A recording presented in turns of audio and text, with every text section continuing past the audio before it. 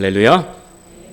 이 예배의 자리에 참여한 모든 하나님의 식구들 가운데 하나님의 은혜와 평강이 늘 함께 하시길 주님의 이름으로 축원합니다. 앞뒤좌우로 함께 다시 한번 인사 나눌까요? 이렇게 인사 나눴으면 좋겠습니다. 직분이 있으니까 하나님께서 우리에게 주신 직분 아시는 대로 해서 이렇게 인사 나누겠습니다. 당신이 좋아요. 인사 나누겠습니다. 당신이 좋아요. 장로님, 권사님, 집사님이 좋아요. 좋아요. 좋아요. 좋아요. 창세기에 보면 하나님께서 빛을 창조하시면서 그 이후에 계속해서 좋다, 좋았더라, 좋았더라 말씀하셨습니다. 우리가 인사를 나누면서 우리는 우리 관점에서의 좋음을 생각해서 내가 좋지 않아요. 그러면 어떻게 해요? 인사 나눌 때 좋지 않아요. 표정이 좋지 않아요. 표정이 좋지 않아요. 보면 아시죠? 보면 대충 압니다. 우리 딱 이제 지금까지 살아온 시계가 있어서 저분이 딱 상을 보니까 얼굴 상을 보니까 지금 뭔가 컨디션이 안 좋구나. 마음이 아픈가? 몸이 아픈가? 어디가 힘든가? 이렇게 생각하게 되죠. 예, 저도 늘 얼굴 보며 살기 때문에 대충 보면 압니다. 예, 뭐 제가 직업상 뭐 이런 거 관상, 수상, 족상, 심상 이런 거는 못 보지만 예, 어느 정도는 압니다. 하나님께서 주시고자 하셨던 그 좋음은 하나님께서 창조하신 것들이 어우러짐이고 그리고 적재적소에 있을 때의 좋음, 아름다움이었습니다. 그런데 그것이 아담을 통해서 아담의 타락으로 말미암아 그 질서의 아름다움이 깨졌습니다. 그 좋음이 깨졌어요. 그래서 관리자로 있었던 아담이 이 창조세계, 피조세계의 관리자로서 있었는데 그가 범죄했기 때문에 하나님과의 관계가 단절되어졌기 때문에 그것으로 인해서 그가 다스리고 있었던 모든 피조세계도 관계가 헝클어지고 말았습니다. 그러니까 좋지 않게 된 거죠. 좋은 것을 좋게 사용했어야 되는데 사람이 좋게 사용하지 않게 된 겁니다. 제가 지난 목요일부터 어제 토요일까지 DMZ에 갔다 왔습니다. 예, Demilitarized Zone, 그러니까 비무장지대. 예, 그러니까 Demilitarized Zone, 그러니까 무기를 가지고 들어가면 안 돼요. 군사적인 행동을 하면 안 돼요. 그런데 이게 참 그 사람들이 말이 안 맞는다는 거예요. 분명히 비무장지대인데 거기 엄청나게 지뢰가 부러져 있고 그리고 거기에 모든 화기들이 그 주변에 집결되어져 있어요. 철조망 쳐져 있고요. 군사분계선, 지금은 군사분계선이 옛날엔 쳐져 있는데 지금은 거기까지 근접을 안 한다고 하더라고요. 그렇게 되어져 있는 그곳, 그 파괴되어져 있는, 그러니까 지금부터 한국전쟁이 끝난 시기가 70년이 넘었습니다. 만 70년이 넘었는데 그 시기 동안 처음에는 거기에 엄청난 전쟁 물자가 쏟아져서 완전 파괴됐었거든요. 그런데 70여 년이 지난 다음에 오히려 그곳은요 생물권 보전지역이 되어져 버리고 말았습니다. 반강제적으로. 그것을 바라보면서 여러 가지 많은 생각을 했습니다. 다녀오신 분들은 아실 거예요. 전방내에 서면 저기가 어디다. 그래서 우리나라 이제 그 남방한계선, 그리고 저쪽에 남방한계선, 우리나라 북방한계선 이런 게 나와 있어요. 군사 분계선이죠. 근데 저쪽에서 전쟁이 치루어진 곳, 저기가 어디다 격전지다 이런 것을 설명해 주는데 참 가슴이 먹먹하더라고요. 이렇게 뻗으면 갈 것만 같아요. 그 800m 가까이까지 이제 그 가까운 데선 그 정도밖에 거리가 안 되거든요. 눈이 뻔히 보여요. 북한 초소가 보여요. 그리고 물은 흐르고 있고 새는 지나다니는데 사람은 서로 총을 들고 대치하고 있습니다. 그곳에서 수많은 젊은 사람들이 죽어간 거죠. 전쟁이 한참 치열했을 때는요, 그곳에 사람들이 시체를 치울 시간도 없어가지고 비가 내리면 비에 씻겨서 핏물이 흘러내렸답니다. 거기에서 죽은 사람들은 누구였을까요? 어르신들이었을까요? 아니죠. 다 젊은이였을 겁니다. 저보다도 한참 어린 그 젊은이들이 채 꽃도 피워보지 못한 채 전쟁에서 피를 뿌린 겁니다. 그런데 아이러니하게도 그 시간이 다 흐르고 70년 동안 방치하니까 그곳이 생명이 살아나는 그런 곳이 되어졌다는 겁니다. 오늘 감리교회에서는 환경선교주일로 지킵니다. 환경선교주일은 창조주 하나님께서 지으신 아름다운 세계를 돌아보는 그런 마음을 갖자는 겁니다. 그러니까 우리가 생각과 관심사가 많다 보니까 어떤 분들은 이거에 대해서 전혀 생각과 마음이 없는 분들이 있어요. 기념일, 기념주일 이런 것을 지키는 이유는 우리의 인생의 관심사가 다양할 뿐만 아니라 각각 다양할 뿐만 아니라 우리는 서로 그것을 때로는 인식하지 못하는 것조차도 다시 한번 이러한 기념주일과 이러한 날짜를 통해서 우리가 리마인드하고 기억하고 되새겨보자는 겁니다. 그러니까 혹시 나는 아무 관심이 없는데 라고 생각하지 마시고 하나님께서는 환경에 대해서 우리 생태계에 대해서 인간적인 사람의 책임은 무엇일까? 어떻게 말씀하시는가? 그렇게 말씀을 통해서 우리가 환경에 대한 거룩한 책임을 깨닫는 이 시간이 될 수 있길 주님의 이름으로 축원합니다. 자, 오늘 말씀 우리가 먼저 하나님께서 우리에게 어떠한 역할을 맡기셨는가? 그런데 그 어떠한 역할을 왜 우리가 잃어버렸지에 대한 말씀을 우리가 먼저 살펴보도록 하겠습니다. 자, 우리가 이사야서 2장 말씀 우리가 함께 읽습니다. 이사야서 2장 1절 2절 말씀 함께 읽어보겠습니다. 시작. 아모스의 아들 이사야가 받은 바 유다와 예루살렘에 관한 말씀이라. 말이래 여호와의 전에 산이 모든 산 꼭대기에 굳게 설 것이요 모든 작은 산 위에 뛰어나리니 만방이 그리로 모여들 것이라. 아멘. 선지자 이사야 선지자가 활동하는 이 말씀이 기록될 때 주전 8세기경 유다 왕국을 향해 하나님께서 선포하신 말씀입니다. 이 말씀을 통해서 지금 이미 북이스라엘은 멸망했어요. 이스라엘의 분단 국가였잖아요. 이스라엘이 이때 당시에. 근데 아수르에 의해서 먼저 722년경 주전 722년경에 이미 멸망했어요. 그리고 그 사이에 아직 멸망하지 않은 남유다 예루살렘은 지금 지켜지고 있어요. 그런데 안타깝게도 이 남유다마저도 하나님의 뜻을 거스러 살고 있어요.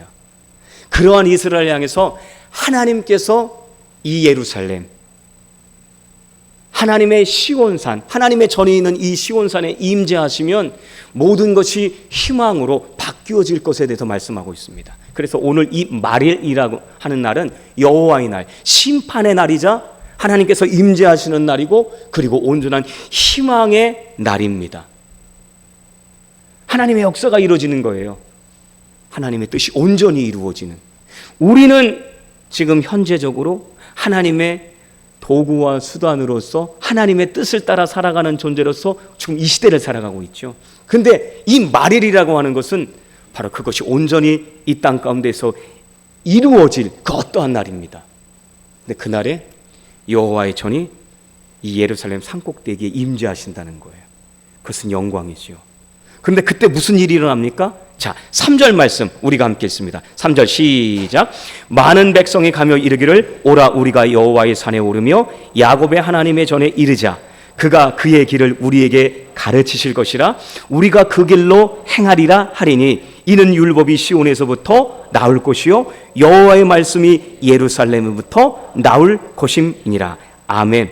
사람들이 그 자리로 하나님의 임재가 있는 그 자리로 나아가는 거예요.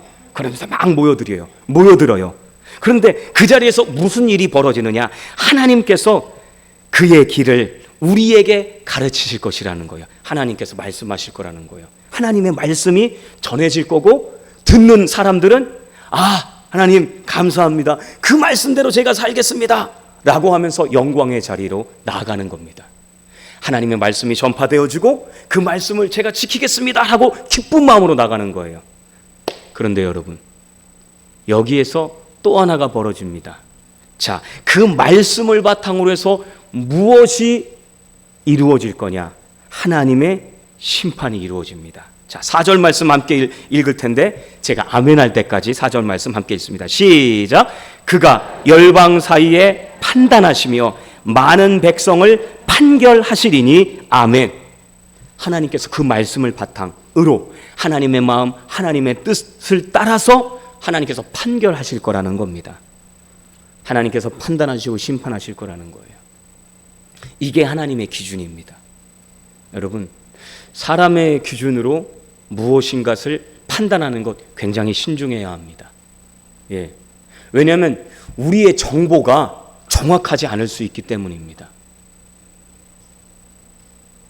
그래서 언론의 역할이 굉장히 중요한 거죠. 매체의 역할이 굉장히 중요해요. 그것이 왜곡되면요, 기준이 이쪽하고 이쪽으로 옮겨질 때마다 시선이 달라지면 우리의 시선은, 우리의 이해는 달라질 수 있습니다. 하나님의 말씀이 기준이 되어야 합니다. 그 기준의 말씀으로 하나님께서는 판단하신다는 거예요. 그랬을 때에 어떠한 일이 일어나느냐, 그 뒤에 말씀 제가 읽어드릴게요. 무리가 그들의 칼을 쳐서 보습을 만들고, 칼을 쳐서 무엇을 만든다고요? 보습. 야, 익숙하지 않지요. 농경시대에 있는 보습, 보습이 뭡니까 여러분? 보셨습니까? 쟁기에 있는 쟁긴 날을 말합니다. 땅을 딱 파고 들어간 거잖아요. 그래서 이렇게 갈라 엎잖아요. 그랬을 때 그 쟁기에 땅을 타고 들어가 가지고 그것을 갈라 엎는 그 쇠붙이로 된, 주로 쇠붙이로 돼 있죠. 그것을 바로 보습이라고 합니다. 칼은 전쟁 도구잖아요.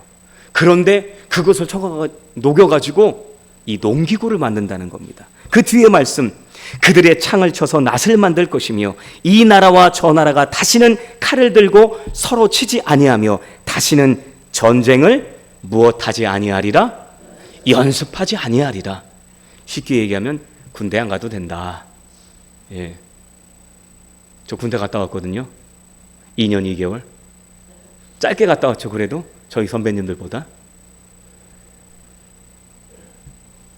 휴전선 DMZ를 바라보고 있는데 우리의 이 나라의 젊은 청년들, 주로 우리 남자 청년들이 그 철책을 지키고 있더라고요. 애죠 뭐. 저희 둘째 아들도 거기 가 있는데 애죠 뭐. 근데 그 젊은 날 그들이 그곳에 가서 시간을 쏟고 있는데 그 시간을 쏟음으로 통해서 이 후방이 안전하고 평화할 수 있다는 것을 여러분 기억하시기 바랍니다. 그런데 그런 어떻게 보면 낭비적이고 소모적인 일을 안 할 수도 있다는 겁니다. 안 해도 된다는 겁니다. 하나님의 말씀이 임할 때에 그 말씀대로 살아가면 분쟁과 싸울 일이 없다는 거죠. 그런데 여러분 보십시오. 역사적으로 인간의 삶을 보면 그런 때가 더 많았습니까? 아니요. 태평성대의 시간, 평화의 시간은 그렇게 많지 않았습니다. 계속해서 전쟁의 소문과 전쟁의 일들이 계속해서 이어지고 있습니다. 이러한 일들이 원인이 어디 있을까? 오늘 첫 번째 찾고자 하는 것은 원인이거든요. 자, 오늘 말씀 우리가 5절, 6절 말씀 함께 읽습니다. 5절, 6절 시작. 야곱 족속아 오라 우리가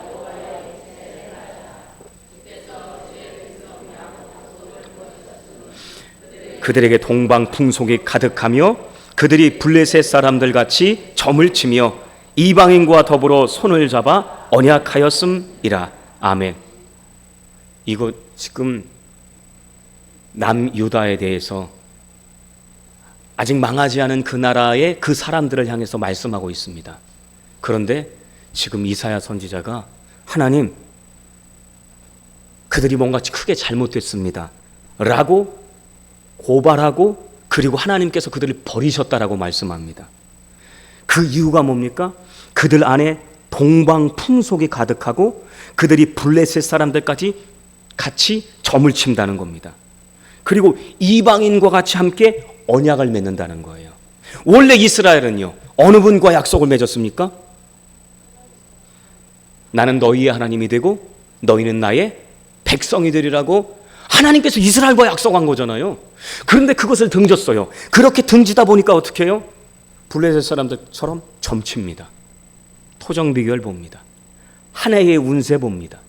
우리 아이가 이번 시험 봐가지고 잘 될지 안 될지 합니다. 전에도 한번 말씀드렸죠. 목회 데이터 연구소에서 올해의 트렌드, 한국교회의 트렌드를 이야기하는데 그 중에 하나가 뭐예요? 무속신앙에 빠진 한국교회였어요. 여러분 기억하시기 바랍니다. 건물인 교회 예배당에 다닌다고 해서 여러분 구원받는 것 아닙니다. 반드시 기억하셔야 합니다. 세례는 우리가 하나님께서 우리에게 주신 하나님의 그 사랑을 깨닫고 하나님 이제 제가 제 인생의 주인 제가 아닙니다. 하나님께서 제 인생의 주인이십니다 라고 하나님 맡겨드립니다 라고 출발하는 겁니다. 근데 많은 경우 착각이 완성되었다고 말씀합니다. 아니요. 우리는 걸어가는 겁니다. 전적인 하나님의 은총 가운데서 출발했어요. 그리스도 예수님 안에 있는 사람들은 늘 새로운 창조물의 은총을 하나님께서 주십니다. 진리의 영이신 성령께서 우리 안에 계셔서 우리가 구원을 완성하여 나갈 수 있도록 지금도 계속해서 동행하시는 거예요. 그래서 우리는 단 한순간도 이 구원의 문제에 있어서 하나님 없이는 안 된다고 하는 사실을 기억하시길 주님의 이름으로 축원합니다. 그런데 오만하고 방자하면 우리가 어떻게 해요? 나 이제 구원받았으니까 이제부터는 내 마음과 내 뜻과 내 욕심과 내 욕망대로 살아도 되지 라고 잘못 착각하고 잘못 가르친 목회자의 책임이 있습니다. 죄송합니다 여러분.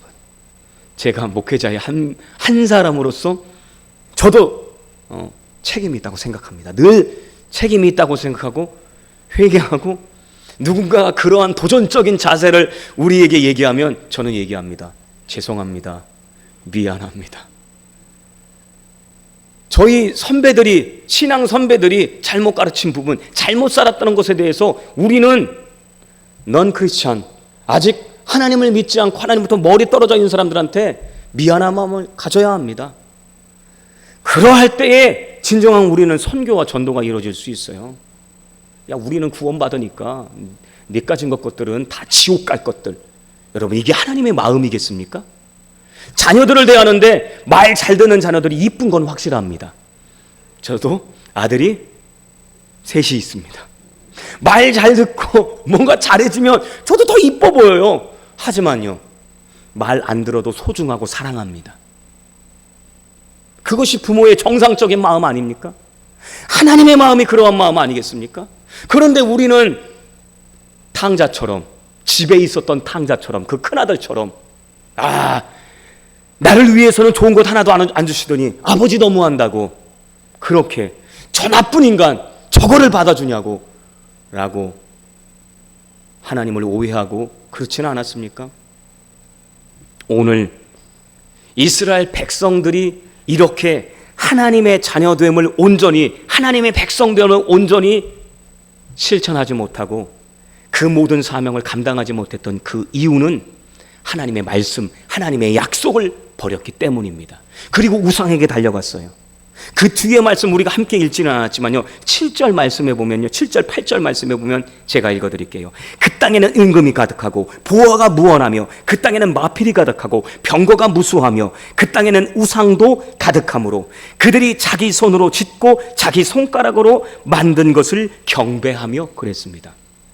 우상이라고 하는 뜻은요 원래 아무것도 아닌 것이란 뜻이에요. 아무것도 아니에요 여러분. 그런데 가보니 그것이 있으면 너무 좋겠거든요. 행복하겠거든요. 하나님께서도 우리 가운데 누릴 만큼 분명히 주십니다. 에덴 동산 주셨잖아요. 그곳에 누리라고 야 이제 네가 잘 관리해. 너희들 여기서 먹어. 마음껏 먹어. 그런데 요건 조심해야 돼. 요건 너와 나의 약속이다. 약속 지키기 위해서 그것을 주신 거예요. 근데 그 약속을 파괴합니다. 다른 모든 것에 대해서는 자유를 주셨어요. 누릴 수 있도록 복을 주셨어요. 그런데 그거 하나를 그 약속 하나를 지키지 못합니다. 하나님께서 책임져 주실 거래요. 그런데 가나안 땅을 가보니 그 사람, 우리가 보기에, 그 사람들이 보기에 좋은 게 너무 많아요. 풍성함이 너무 많아요. 농경사회에서 잘 되는 것들, 다산회복, 풍요회복을 받고 살아요. 그런데 우리는 이제 갓 왔어요. 갓 이사 왔어요. 정복해서 왔어요. 하나님의 약속을 따라왔어요. 그러니까 농업기술이 있겠어요? 어떤 문명이 발달하겠어요? 하나님의 은총을 기다리는 시간을 생각하지 못하고 약속을 어기고 이방 사람들이 살아가는 방식을 따라간 겁니다. 사람에게는 물리적인 인내의 시간이 필요한 거예요. 그런데 하나님의 은총을 참아내고 하나님의 약속을 인내해야 될 그 시간을 망각하고 어떻게 해요? 성질이 급해가지고요, 득달같이 쫓아가가지고 당신은 어떻게 이렇게 농사를 잘 지으시는 거죠? 라고 하면서 여러분 농업 기술만 가지고 옵니까? 가다 보니까 신전에 저것도 있고 저건 뭐예요? 반짝반짝거리네요. 이건 말이죠. 이러면서 한 발짝 한 발짝 가는 겁니다. 우리가 세상을 살아갈 때에 정말 조심해야 될 것들이 바로 그런 겁니다. 이렇게 하면 돈을 더 많이 버는구나. 이렇게 하면 지위에 더 높이 올라가는구나. 여러분, 하나님의 말씀의 기준을 먼저 잘 살펴보시고 묵상하시고 고민한 다음에, 그리고 정의의 길로, 그리고 번성의 길로 달려갈 수 있길 주님의 이름으로 축원합니다. 하나님께서는 동기가 무엇이냐고 물으시잖아요. 잠언 16장 1절부터 3절 말씀에 있는 것처럼요. 동기가 무엇이냐? 너의 동기가 뭐냐? 정말 나의 나라와 나의 영광을 위한 거냐? 아니면 너의 욕심을 위한 거냐? 너의 그 계획, 그 출발이 어디에 있느냐? 그 지향점이 어디 있느냐? 그건 묻고 계신 거예요. 그런데 어떻게 했어요? 이스라엘은 그것을 놓쳤습니다. 그래서 그 결과 타락했습니다. 골로새서 3장 5절 말씀에 이 말씀이 있습니다. 그러므로 땅에 있는 지체를 죽이라. 곧 음란과 부정과 사욕과 악한 정욕과 탐심이니, 탐심은 우상 숭배니라. 탐심은 헛된 거라는 거예요. 헛되고 헛되며 헛되고 헛되니 헛된 거예요. 근데 그거 쫓겠다고 하나님을 되치고, 물질 필요하죠. 필요하지 않다고 하신 하나님이 아니세요. 우리 원재료가 먼지입니다. 육신은 흙이에요. 그래서 흙에서 나는 거 먹어야 돼요. 우리 먹어야 살아요. 집이 있어야 거주하죠. 원래 우리 처음에 흙집에 살았잖아요. 옛날에 시멘트도 흙이잖아요. 철근도 흙에서 왔잖아요. 공간이 필요해요. 여러분, 우리가 누릴 것이 있어요. 있어야 돼요. 하나님께서 그거 모르시겠습니까? 그런데 세상 사람과 똑같은 방식으로 그 욕망을 추구하려고 하면 우리는 넘어집니다. 우리는 하나님의 뜻을 파괴해버리는 거죠. 그런 결과가 어떻게 했습니까? 자, 오늘 말씀 우리가 함께 봅니다. 로마서 말씀으로 우리가 나아갑니다. 자, 19절 말씀 함께 보겠습니다. 19절 시작. 피조물이 고대하는 바는 하나님의 아들들이 나타나는 것이니. 22절 함께 했습니다. 22절 피조물이 다 이제까지 함께 탄식하며 함께 고통을 겪고 있는 것을 우리가 아느니라. 아멘. 여러분, 창세기에서 하나님께서 우리 가운데 주신 그 의무는 뭐예요? 다스리라고 하는 것은 전에도 말씀드렸죠. 청지기의 역할이라고요. 매니지먼트예요. 관리자의 역할이에요. 두 번째는요, 창세기 2장에 보면 어떤 말씀이 있습니까? 하나님께서 하나님의 일을 잘 경작하라고 그랬어요. 하나님께서 하나님의 일을 잘 경작하라는 것은 돌보라는 의미를 갖고 있습니다. 돌보다, 보호하라는 거예요. 그런데 그 관리자, 그 돌보는 역할을 이 아담이 하나님과 관계의 깨어짐으로 그 모든 것이, 관계의 깨어짐이 초래하게 된 것입니다. 사랑하는 여러분, 오늘 저와 여러분이 이 물질, 우리가 살아가는 것과의 관계 가운데서 그 관계의 중심에 하나님께서 계신지 여러분 떠올려 보시길 원합니다. 전쟁에 대해서 말씀을 드렸는데요, 여러분, 우리가 말하는 흔히 하는 6.25 전쟁, 한국 전쟁 때 3년 동안의 전쟁이 있었잖아요. 그런데 그때 군인들만 몇 명 죽은지 아십니까? 우리나라 국군, 그리고 유엔군, 북한군, 중공군, 우리나라 참전을 위해서 유엔에서 16개국이 참전했다고 하더라고요. 무려 300만 명 이상의 사상자가 생겼습니다. 민간인은 빼고요. 그리고 미군 통계에 따르면 태평양 전쟁에 쏟아부은 것보다 더 많은 약 63만 5천 톤의 폭탄이 한반도에 떨어졌다는 겁니다. 그리고 모든 것을 불태우는, 그러니까 수목이 우거지면 전쟁하기가 힘들잖아요. 그래서 모든 것을 불태워버리는 네이팜 탄 3만 2천 톤이 한반도의 산과 들에 떨어졌다는 겁니다.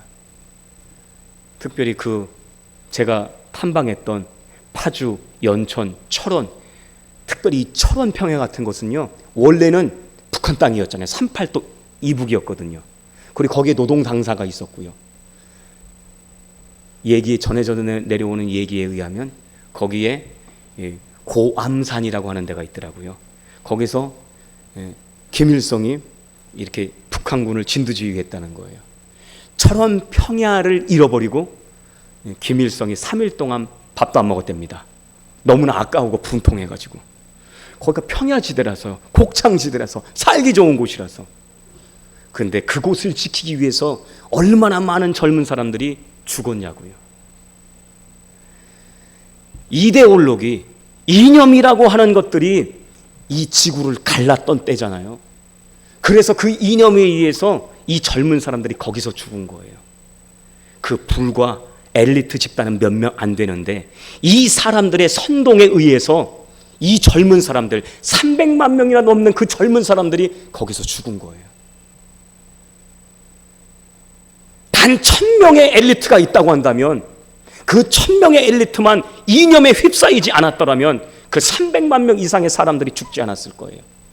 그리고 그 일대의 산천이 지금도 푸르렀을 겁니다.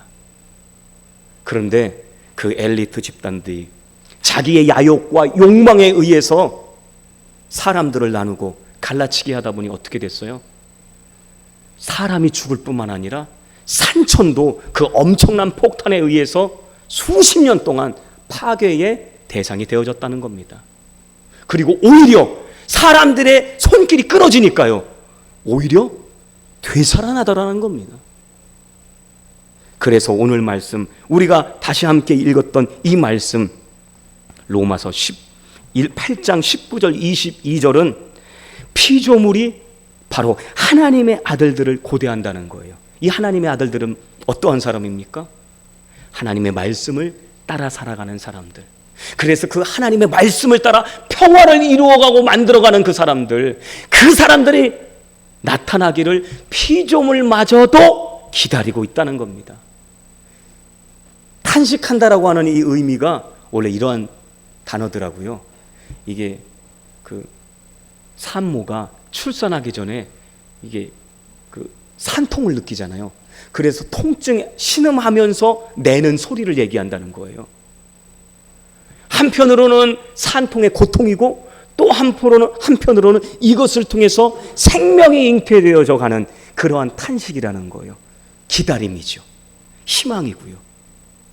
피조물마저도 진정한 하나님의 사람들, 하나님의 말씀을 따라서 본인이 복 있는 사람일 뿐만 아니라 본인을 통해서 생태계를 지키고 관리하는 역할, 보호자의 역할을 잘 감당할 그 사람들을 기다리고 있다는 겁니다.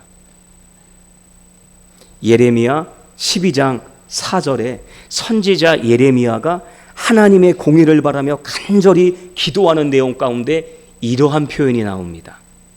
언제까지 이 땅이 슬퍼하며 온 지방의 채소가 마르리이까? 짐승과 새들도 멸절하게 되었사오니 이는 이 땅 주민이 악하여 스스로 말하기를 그가 우리의 나중 일을 보지 못하리라 함이니이다. 사람이 악하니까요. 사람이 악하기 때문에 채소도 마르고 짐승도 새도 멸절하게 되었다는 거예요. 예레미야 이사야의 시대가 그랬다는 겁니다. 오늘은 다른가요? 오늘 우리 환경 선교 주일에 다시 한번 여러분 생각해 보셨으면 좋겠어요. 아, 내가 조금 양보하면 되지 않을까? 오늘 이렇게 말씀을 전하니까 여러분 긴장하실 수 있어요. 아, 그러면 이제 자동차도 다 팔고 나 걸어 다녀야 되나? 예, 나 이제 이 종이컵 이제 하나도 쓰면 안 되나? 플라스틱 용품 이렇게 하나도 안 써야 되나? 이런 마음 가지고 계실 수도 있겠습니다. 아, 좋은 마음입니다. 많은 어때요? 저는 생각해 보는데 힘들겠더라고요. 왜요? 당장 오늘 고향 모교에 내려가야 되는데 걸어가야 되나? 걸어가면 한 2시간 걸어가면 온양쯤 갈 수 있을까? 안 될 것 같은데.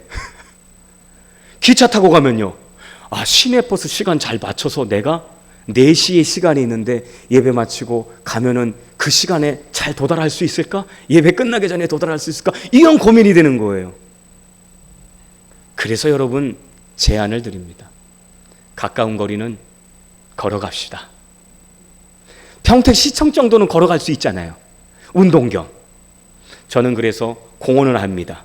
저는 이제 평택시청 고덕으로 이사 가는데 고덕은 아니고요. 여기 있는 평택시청은 저는 걸어갈 겁니다. 제가 평택시청 가는데 차 타고 간다면 여러분 저를 고발해 주시기 바랍니다. 속죄하겠습니다. 그 정도 거리는 걸어갈 수 있잖아요. 저는 되도록 종이컵을 쓰지 않습니다. 보셨는지 모르겠지만 저는 항상 교회 식당에서 쓸 때는 스테인리스 컵을 씁니다. 그냥 말로만 하는 것이 아니라 조금이라도 작은 거라도 실천해 보고자요. 이번에 DMZ 탐방 갔을 때 조그만 텀블러 가졌습니다. 네, 2박 3일 동안 PT병 물 2개를 안 받을 수가 있었습니다. 왜요? 작은 거라도 해보자고요. 그래서요. 엄청난 것을 여러분한테 요청하지 않습니다, 여러분. 종이컵 어쩔 수 없이 쓰실 때 그냥 쓰세요. 또 이런 말씀 전했다고 해서 주변을 살펴보면서 내가 또 이것 좀 미안하네 오늘 또 그런데 라고 생각하실 수 있어요.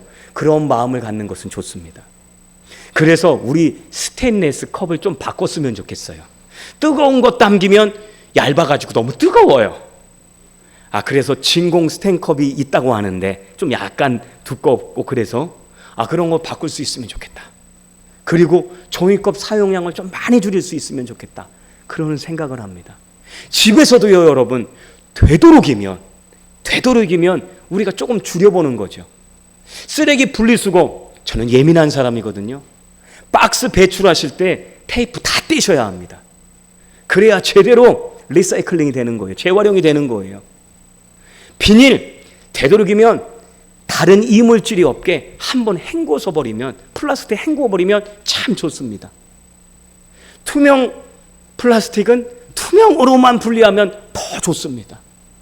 그런데 안타깝게도 그렇게 해놓는데 가져갈 때는 다 섞어서 막 가져간다는, 아직도 우리나라가 조금 그러한 것은 좀 아직 제도적으로는 못 미치는 것 같아요. 그럼에도 불구하고 우리는 계속해서 점진적으로 그 일을 해야 될 줄 믿습니다. 그것이 바로 그리스도인으로서의 우리의 거룩한 책무입니다. 저는 운동을 나가면 가끔 이 앞에 있는 들판에 나갑니다. 가다 보면 쓰레기가 떨어져 있어요. 너무 마음이 아파요. 내가 저거 주워야 되는데, 하나라도 주워야 되는데. 그래서 또 하나 약속을 드립니다. 제가 한 달에 한 번은 들판 나가서 청소할 겁니다. 우리 교회 조끼 입고 갈 겁니다. 최소한 한 달에 한 번. 혹시 보시거들라 기도해 주시기 바랍니다. 여러분, 큰 것 아닙니다. 큰 것 바라는 것 아닙니다. 작은 움직임이 바로 하나님께서 이 땅에 우리에게 당부해 주신 그 거룩한 책무를 하는 그 거룩한 몸짓으로서 감당하는 것이고, 하나님께서 그것을 아름답게 빛으로 받아주실 줄로 믿습니다. 오늘 말씀 이사야서 2장 5절 말씀, 야곱 족속아 오라 우리가 여호와의 빛에 행하자라고 말씀하고 있지 않습니까? 여기서 이 빛, 히브리어 오르는 단순한 밝음의 빛이 아닙니다. 이 빛은 하나님의 진리를 말씀하고 하나님의 통치를 말씀하고 하나님의 임재를 상징합니다. 바로 그것을 통해서 하나님의 자녀들이 어디에 있든지 이 하나님의 말씀을 지켜 행할 때에 우상을 배격하고 탐욕을 따라가고 편안함을 따라가고 욕망을 따라가는 인간의 모습이 아니라, 그래서 파괴되진 생태계를 그냥 방관하는 것이 아니라 조금 더 관리자로서 청지기의 역할을 잘 감당하라고 하는 하나님의 요청입니다. 말씀을 마칩니다. 환경부 통계에 따르면요, 국민 1인당 연간 플라스틱 소비량이 무려 130kg이라고 합니다. 기후가 변화돼서 사과 재배 한계선이 강원도까지 이르렀대요. 그래서 DMZ에서도 사과가 재배돼 가지고요, 사과가 맛있다고 홍보해 주시더라고요. 거기 사과가 맛있다고요. 미국 옐로우스톤 국립공원에 있었던 재미있는 사례가 있습니다. 1920년대 사람들이 사슴과 엘크를 보호하기 위해서 최상위 포식자인 늑대를 모두 사냥해서 없애버렸어요. 그랬더니 무슨 일이 일어난 줄 아십니까? 천적이 사라진 사슴들이 급증하면서 공원의 모든 풀과 나무 밑동을 다 뜯어먹었대요. 그래서 숲이 황폐해졌어요. 나무가 사라지자 강둑이 무너져 내렸고 새들과 비버들이 떠나져 버렸대요. 그래서 결국 1995년에 생태학자들이 다시 14마리의 늑대를 옐로우스톤에 방사했답니다. 그러자 사슴들이 늑대를 피해 이동하기 시작했고요, 그들이 떠난 계곡에 다시 나무가 자라기 시작했답니다. 나무가 자라자 뭐가 날라와요? 새가 날라오고 비버가 돌아와서 댐을 만들고 강둑이 튼튼해져서 강의 흐름이 맑고 안정적으로 바뀌게 되었습니다. 14마리의 늑대가 무너진 생태계를 잘 복원하게 되었다는 겁니다. 여러분, 이것을 영양단계 연쇄 반응이라고 하더라고요. 하나님께서 저와 여러분을 이 창조 세계의 관리자로, 보호자로 세워주셨어요. 우리가 사람이 이 일을 잘 감당하면요, 다시 살아날 수 있습니다. 속도를 늦출 수도 있고요. 에이, 나나 해가지고 뭐 되겠냐. 여러분, 쌓이고 쌓이면 나비 효과가 일어납니다. 시대와 세대예요. 저와 여러분이 이 땅에 이제 없을 때가 있을 텐데 그 이후에도 저와 여러분의 후손들은 계속 살아야 될 것 아니겠습니까? 거룩한 책무 잘 감당함으로 그것이 바로 하나님께서 기뻐하시는 길이시라는 것을 잘 기억하고 진지하고 담담하게 한 걸음 한 걸음 그 길을 향해 나아갈 수 있는 저와 여러분의 삶이 되시길 주님의 이름으로 축원합니다. 다 같이 자리에서 일어나서